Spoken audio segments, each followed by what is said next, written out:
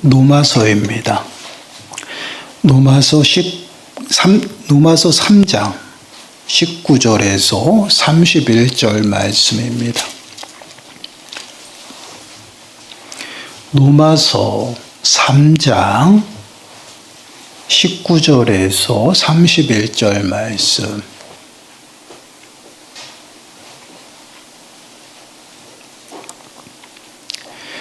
우리 한 목소리로 함께 읽겠습니다. 우리가 알거니와 물은 율법이 말하는 바는 율법 아래에 있는 자들에게 말하는 것이니 이는 모든 입을 막고 온 세상으로 하나님의 심판 아래에 있게 하려 함이라. 그러므로 율법의 행위로 그의 앞에 의롭다 하심을 얻을 육체가 없나니 율법으로는 죄를 깨달음이니라. 이제는 율법 외에 하나님의 한 의가 나타났으니 율법과 선지자들에게 증거를 받은 것이라. 곧 예수 그리스도를 믿음으로 말미암아 모든 믿는 자에게 미치는 하나님의 의인이 차별이 없느니라. 모든 사람이 죄를 범하였음에 하나님의 영광에 이르지 못하더니 그리스도 예수 안에 있는 속량으로 말미암아 하나님의 은혜로 값없이 의롭다 하심을 얻은 자 되었느니라. 이 예수를 하나님이 그의 피로써 믿음으로 말미암는 화목제물로 세우셨으니 이는 하나님께서 길이 참으시는 중에 전에 지은 죄를 간과하심으로 자기의 의로우심을 나타내려 하심이니 곧 이때에 자기의 의로우심을 나타내사 자기도 의로우시며 또한 예수 믿는 자를 의롭다 하려 하심이라. 그런즉 자랑할 때가 어디냐 있을 수가 없느니라. 무슨 법으로냐 행위로냐 아니라 오직 믿음의 법으로니라. 그러므로 사람이 의롭다 하심을 얻는 것은 율법의 행위에 있지 않고 믿음으로 되는 줄 우리가 인정하노라. 하나님은 다만 유대인의 하나님이시냐 또한 이방인의 하나님은 아니시냐. 진실로 이방인의 하나님도 되시느니라. 할례자도 믿음으로 말미암아 또한 무할례자도 믿음으로 말미암아 의롭다 하실 하나님은 한 분이시니라. 그런즉 우리가 믿음으로 말미암아 율법을 파기하느냐? 그럴 수 없느니라. 도리어 율법을 굳게 세우느니라. 아멘. 오늘 말씀은 이제 죄로 인해서 타락한 인생들을 하나님께서는 어떻게 하셨는가? 그것에 관한 말씀입니다. 질문을 보시면 이렇게 질문하고 있어요. 하나님은 모든 인류가 죄와 비참의 상태에서 전멸하도록 버려두셨는가? 우리 답변을 함께 읽겠습니다. 시작. 하나님은 모든 인류가 일반적으로 행위 언약이라고 불리는 첫 언약의 불이행에 의하여 떨어진 죄와 비참의 상태에서 멸망하도록 버려두지 아니하시고 그의 순전한 사랑과 긍휼하심으로 그 중에서 그가 선택한 자들을 구출하여 일반적으로 은혜 언약이라고 불리는 두 번째 언약에 의해 그들을 구원의 상태로 이끌었다. 아멘. 하나님께서는 창세전부터 우리를 택하시고 하나님의 백성 삼으셨어요. 그 백성들이 죄와 비참의 상태에서 모두가 영원히 죽음으로 전멸되는 것을 원하시지 않으셨다라는 것이죠. 그래서 하나님께서는 당신의 백성들을 구원하시기 위해 뜻을 세우시고 계획하십니다.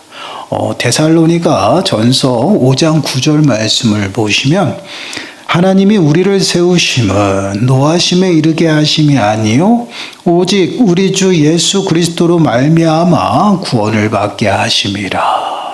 우리 주 예수 그리스도로 말미암아 구원을 받게 하셨다.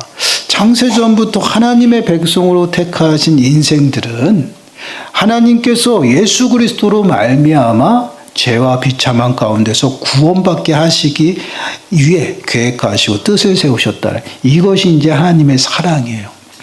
하나님께서는 우리를 사랑하셨습니다. 지금도 사랑하시죠? 그리고 우리를 만드시고 보시기에 심히 좋았다. 이 심히 좋은 것이 그냥 좋은 것이 아니라 정말 그 어떠한 것도 비교할 수 없는 그 흐뭇함이에요. 그것이 이제 하나님의 사랑이죠. 근데 그 하나님은 변함이 없으셔요. 우리를 사랑함이 변함이 없기에 우리를 사망 가운데서 영원히 죽어가는 것을 보고 계시지 않는다라는, 그냥 버려두시지 않아서, 그래서 그 사랑으로 말미암아 당신의 가장 귀한 독생자 예수 그리스도로 우리를 구원하시고자 했던 것이에요. 그래서 이 로마서 5장 8절 말씀을 보시면요, 이렇게 말씀해요. 우리 함께 읽어볼까요? 시작.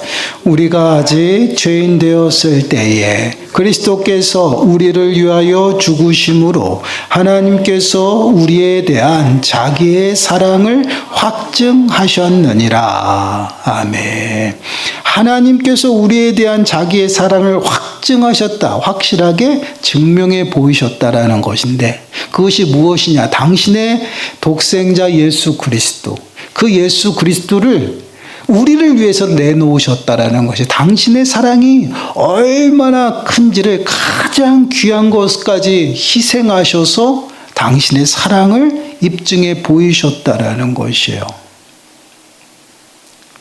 예수 그리스도로 말미암아 우리를 죄와 사망 가운데서 구원하시고, 그리고 하늘의 상속권자로 다시금 삼으셨다라는 얘기죠. 여러분, 디도서 3장 4절에서 7절 말씀을 보시면요, 이렇게 말씀, 우리 좀 길지만 함께 읽어보겠습니다. 시작.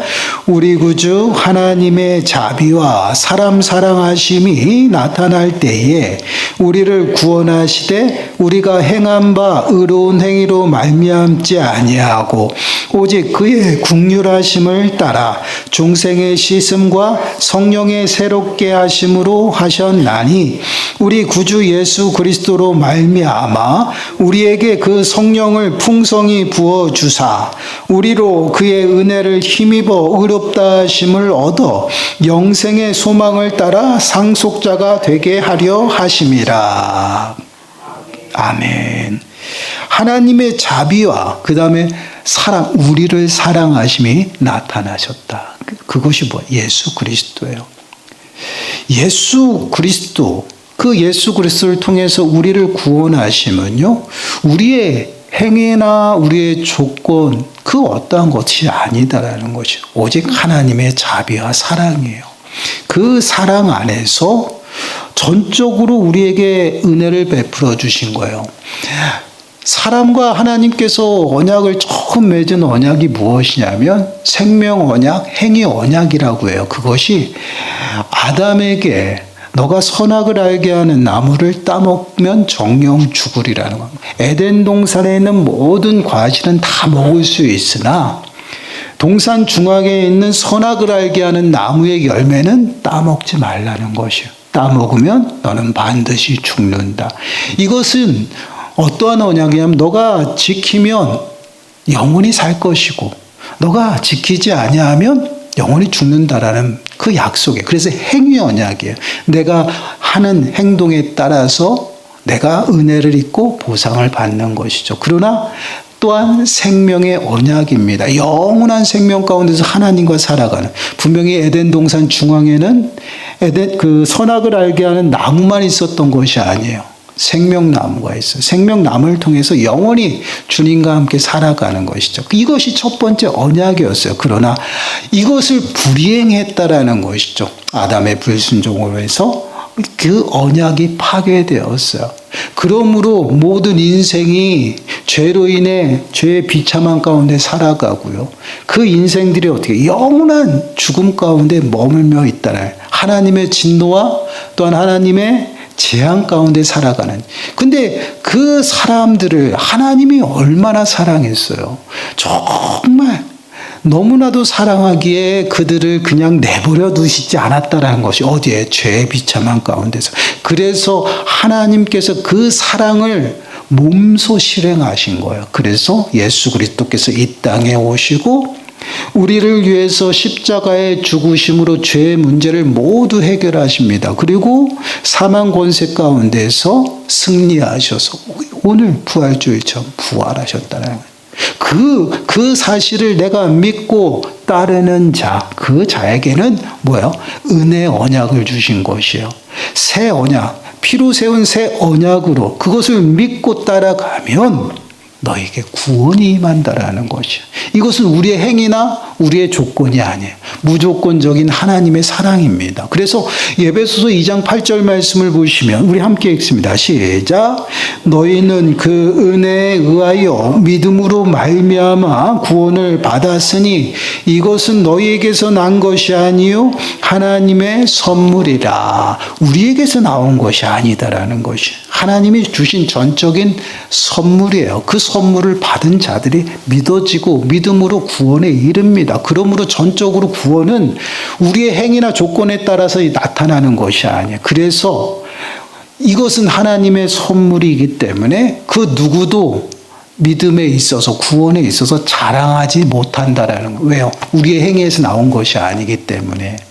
이것이 바로 하나님이 우리에게 베푸신 사랑이에요. 그럼 하나님께서 전적인 하나님의 사랑으로 우리를 구원하신 이유가 무엇일까요? 그냥 우리의 행위에 따라서 구원하셔도 되지 않겠어요? 그러나 우리를 전적인 하나님의 사랑으로 전적인 자비와 긍휼을 베푸신 이유가 있어요. 그것은 우리가 어떠한 노력과 행동을 해도 절대 구원에 이를 수 없는 그러한 인생, 그러한 모습 가운데 빠져 있기 때문에 그래요. 죄로 인해서 불순종함으로 죄가 이 땅에 들어오고 죄 가운데 살아가는 인생은 모든 것이 타락했어요. 모든 것이 다 오염되었어요. 그래서 모든 것을 상실했다라는 것이죠. 그래서 구원에 이를 수 있는 능력까지 다 상실했어요. 스스로가 구원에 이를 수 없다라는 것이에요. 그럼 어떻게? 도와줘야죠. 우리도 자녀를 키우면서 자녀가 일어나고 스스로 일어나기를 원합니다. 일어서기를 원해요. 그러나 그 자녀가 일어서지를 못해요. 아무리 발버둥 쳐도 일어날 수 없는 환경이에요. 그러면 어떻게? 도와줘야죠. 이게 부모의 사랑이죠.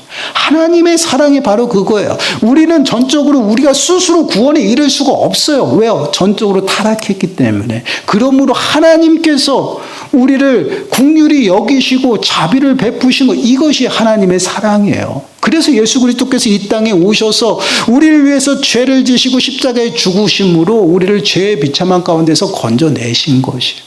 그리고 사망 권세를 무찌르시고 승리하셔서 부활하심으로 우리를 사망에서 생명으로 옮겨주신 것이에요. 이것은 우리의 행위나 조건에 따라서 주어진 것이 아니에요. 하나님의 전적인 은혜라는 것이에요.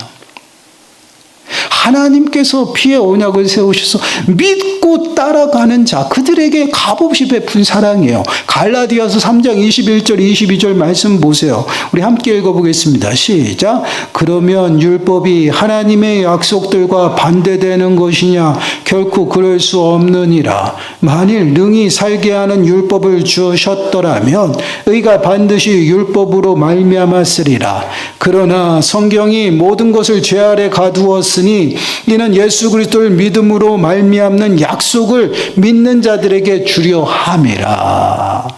누구에게 줘요? 예수 그리스도를 믿는 자들에게 피의 새 언약을 주셨어요. 구원을 주시기에 이것을 새롭게 약속하셨다라는 것이요. 오늘 본문에서도 동일해요. 20절부터 22절 말씀 보세요. 함께 읽어보겠습니다. 시작. 그러므로 율법의 행위로 그의 앞에 의롭다 하심을 얻을 육체가 없나니 율법으로는 죄를 깨달음이니라. 이제는 율법 외에 하나님의 한 의가 나타났으니 율법과 선지자들에게 증거를 받은 것이라. 곧 예수 그리스도를 믿음으로 말미암아 모든 믿는 자에게 미치는 하나님의 의인이 차별이 없느니라. 아멘. 우리가 율법을 열심히 지켜서 그 율법을 잘 지키고 순종함으로 구원에 이를 수 있는 육신이 없다. 우리가 안 된다라는 것이, 우리의 힘으로는 불가능하다라는 것이에요. 그 어떠한 자도 율법의 행위로 의롭다 하심을 받을 그런 육체가 없다라는 것이에요. 그래서 예수 그리스도께서 이 땅에 오시고 그 예수 그리스도를 믿는 자에게는 하나님의 의로움이 미치는 거예요. 그게 바로 구원이에요. 그것을 통해서 하나님께서 행하시고 일하신다라는 것이에요. 하나님께서는 창세전부터요, 당신의 백성들을 택하셨어요. 우리가 기억할 것은요, 하나님께서는 그 누구에게도 구원을 빚진 것이 없어요. 근데 우리가 때로는 그러한 생각들을 합니다. 구원에 있어서 하나님이 우리를 구원하시고 인류를 구원하시는 게 모든 사람을 위한 것이다라고 생각을 해요. 아니거든요. 당신의 백성들을 위해서 예수 그리스도를 보내주신 것이에요. 그러면 너무나도 하나님의 그 의로움과 사랑이 불공평하지 않습니까? 그런데 여러분, 그 구원에 있어서 하나님은 우리들에게 빚을 지질 않았어요. 우리는 스스로 하나님을 배반했고요. 우리는 스스로 범죄하였습니다. 그러므로 타락했어요. 하나님이 시킨 것이 아니에요. 하나님 그런 환경을 만들어 놓지도 않았습니다. 그럼에도 불구하고 당신을 배반하고 원수 같은 그 심령들을 어떻게 해요? 하나님이 긍휼을 베푸셔서요, 구원하신 것이에요. 그 구원은요, 우리에게 빚진 것이 아니다. 이 우리가 잘 마음에 새기셔야 돼요. 모든 사람이 하나님을 대적하고 죄를 범했습니다. 모든 권리를 박탈당했어요. 이것은 무엇을 의미해요? 하나님의 심판 아래 모두가 놓여 있다라는 것이에요. 차라리 모든 사람이 하나님의 심판을 받아야 되죠. 그러나 하나님은 그렇게 하시지 않았다라는 거예요. 왜요? 하나님의 사랑이 변하지 않아요. 우리의 사랑은 변합니다. 시시각각 감정에 따라 변하죠. 그러나 하나님은 변하지 않아요. 그 사랑이 변하지 않았기 때문에 그 사랑을 실천하기 위해서 우리를 그 죄 가운데 그냥 머물지 아니하도록 구원하신 것이에요. 근데 그 구원을 누구는 구원하고 누구는 구원하지 아니합니까? 라면서 하나님은 너무 불공평합니다. 불평하고 또한 거기에 대해서 원망하는 사람들이 있다. 아니다라는 것이에요. 우리도 다 심판 안에서 심판으로 영원히 죽을 수밖에 없는 그러한 인생들이었어요.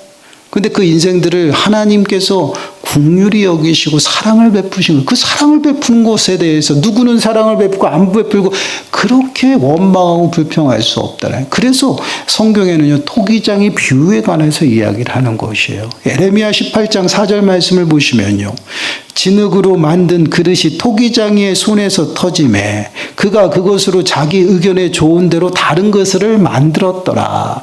토기장이가 막 그릇을 만들잖아요. 근데 때로는 터져 나가요. 이게 막 으러지죠. 그러면 어떻습니까? 또 다른 그릇을 만들 수도 있고요. 버릴 수도 있어요. 그러나 가장 중요한 것은 그 토기장이가 좋은 대로 행하는 것이, 이게 주인 마음이에요. 여러분, 로마서 9장 21절에서도 동일해요. 토기장이가 진흙 한 덩이로 하나는 귀 있을 것을, 하나는 천 있을 것 그릇을 만들 권한이 없느냐? 주인의 권한이에요. 만유의 주가 되시고 만왕의 왕이 되시는 그 하나님께서 이 땅을 주관하시면서 그 사랑을 어떻게 해요? 베풀어 주시는 것이에요. 그렇기 때문에 그것으로 인해서 우리는 원망하고 불평할 일이 아니다라는 것이. 구원은요, 하나님의 주권 아래서 하나님께서 절대적으로 행하시는 거죠. 그 어떠한 행위와 그 어떠한 것도 전혀 지장을 받지 않습니다. 오직 하나님이 행하시는 일이에요. 그 일에 있어서 피조물들이 이래라 저래라 원망하고 불평할 수 없다라는 것이. 오히려 그 사랑을 받은 자는요, 자격 없는 자다라는 것이죠. 자격 없음에도 불구하고, 그럼에도 불구하고 하나님이 베풀어 주신 사랑이에요. 그럼 어떻게? 그 사랑 앞에 우리는 감사하며 살아가는 것입니다. 그래서 그 구원의 은혜를 우리가 늘 마음에 새기고 그 은혜 아래 살아가면서 어떻게 해요? 그 감사하며 하나님과 그 은혜를 누리며 또한 그 은혜의 그 사랑을 받으며 살아가는 거예요. 이게 성도들의 삶의 모습이에요. 그렇습니다. 우리가 늘 마음에 새겨야 될 것은요, 우리가 누구였는지를 명확하게 아셔야 돼요. 우리는 자격 없는 자들이에요. 하나님의 심판 아래 놓였던 자들입니다.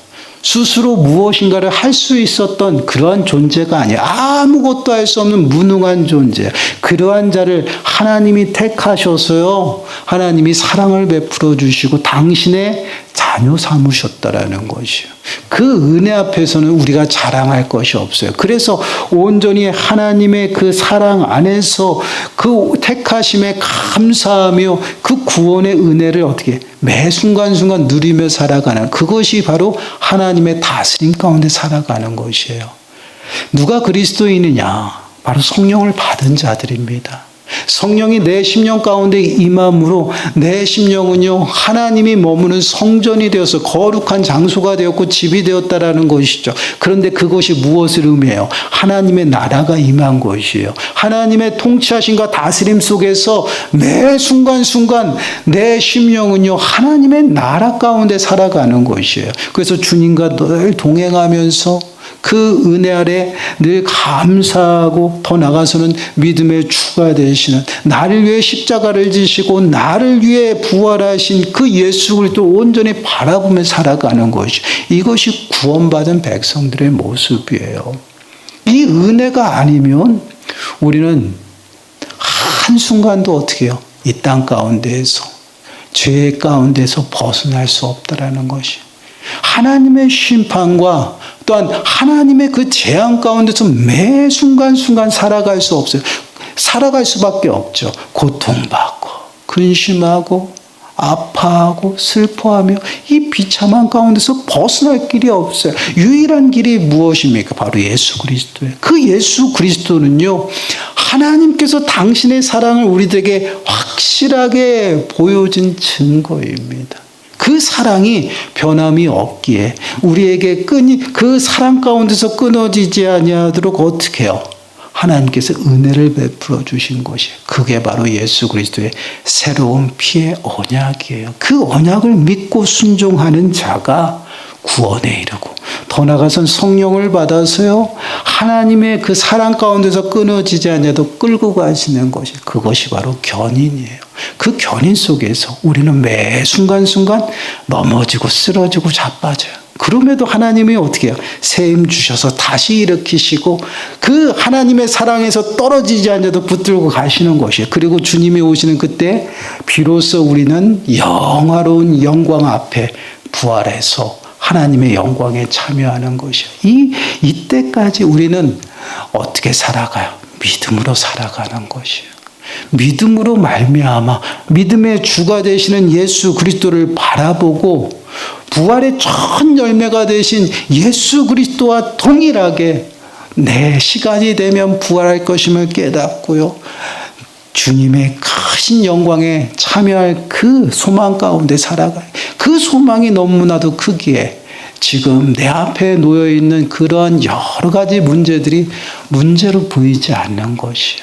그리고 내 앞에 직면한 모든 어려움과 모든 그 환난들 그것이 어려움과 환난으로 느껴지지 않는 것이에요. 왜 그렇습니까? 장차받을 크신 영광, 그 영광에 비교할 바가 아니기 때문에. 그래서 우리 믿는 자들은요, 보이는 것을 주목하는 것이 아니에요.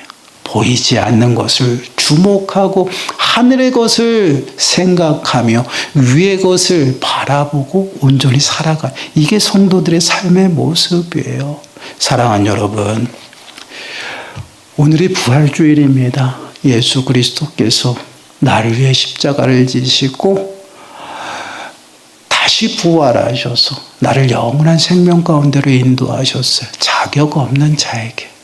그러한 우리에게 베푸신 그 사랑을 다시금 마음에 새기시고 이제는 우리의 삶을 믿음의 주가 되시는 예수 그리스도 위에 세우시기 바라요. 그리고 정말 그 약속의 말씀을 따라 붙잡고 따라가시면서 정말 믿음으로 소망을 이루시고 더 나아가서는 매 순간순간 주님과 동행하면서 영원한 그 생명 가운데 거하는 저와 여러분들이 되시기를 간절히 축원합니다. 기도하겠습니다. 하나님 그렇습니다.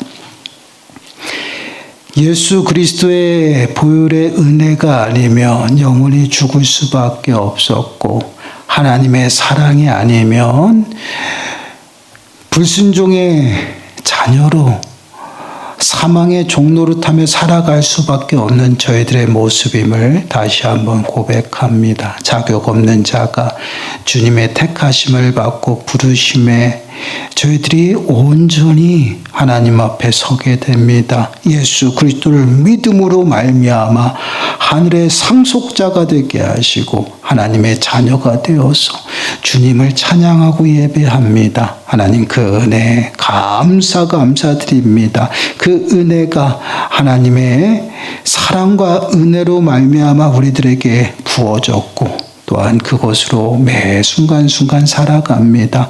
하나님 저희들을 주님의 사랑 가운데서 붙드시고 저희들의 연약함을 불쌍히 여기셔서 정말 매 순간순간 주님으로부터 새 힘을 얻고 소생하며 살아갈 수 있도록 주여 은혜를 베풀어 주옵소서. 이 모든 말씀 예수님의 이름으로 감사하며 기도드리옵나이다.